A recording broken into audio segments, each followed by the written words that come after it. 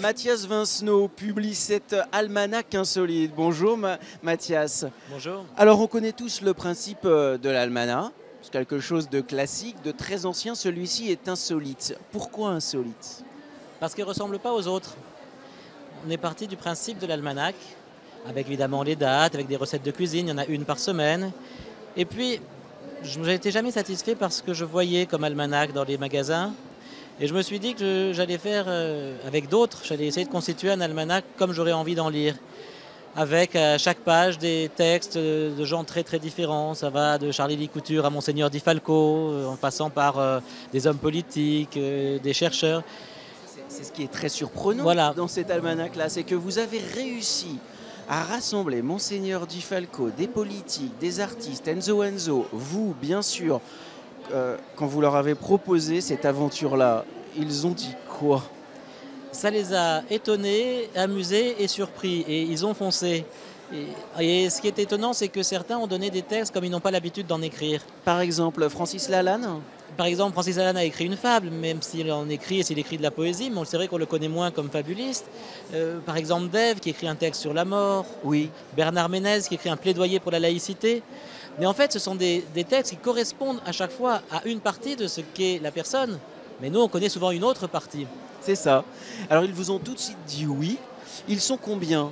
300. 300. Si on compte les recettes de cuisine, enfin les chefs cuisiniers et tout qui ont donné des recettes de cuisine, il y a 300 participants. Oui. Alors vous êtes un spécialiste de la poésie, vous excellez dans ce domaine-là, alors forcément on retrouve aussi de la poésie dans cet almanach. C'est pas si commun que ça, la poésie dans les almanachs traditionnels qu'on trouve au coin d'un comptoir de la maison de la presse. Non, c'est vrai. C'est vrai, et un almanach, ça va partout. C'est un livre qui est un livre populaire au meilleur sens du terme.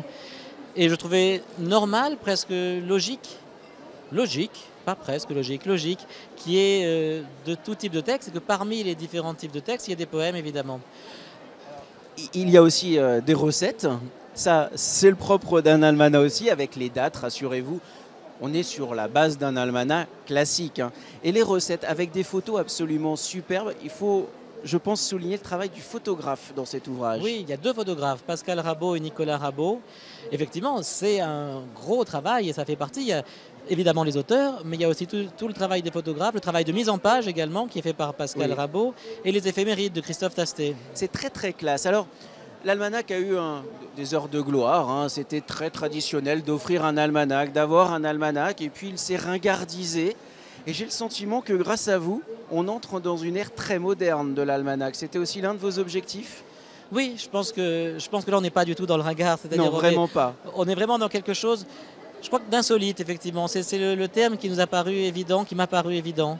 On est sur des chemins inattendus, on rencontre des gens de tous horizons, des textes, on est surpris, on est étonné, on est ému. On peut être agacé parfois aussi, pourquoi pas. En tout cas, les textes sont très très différents. Oui, par certains textes des politiques ou par certains textes d'artistes, je vous le confirme. Ça peut agacer, mais c'est pas grave parce que un jour ne fait que 24 heures et on tourne la page et on passe au jour d'après. C'est le propre d'un almanach. Il y a tellement de styles différents qu'on ne peut pas aimer tous les styles, c'est normal. Mais c'est justement ça le pari. C'est montrer différents styles. Ce qui réunit ça, c'est la qualité. Après, on aime ou on n'aime pas, c'est une histoire de goût. Eh bien, moi, j'ai aimé l'almanach insolite de Mathias Vincenot. Merci beaucoup, Mathias Vincenot, pour cet almanach insolite. Procurez-vous-le dans toutes les librairies. Vous verrez, vous passerez d'un jour à l'autre avec une gourmandise non dénuée de sens.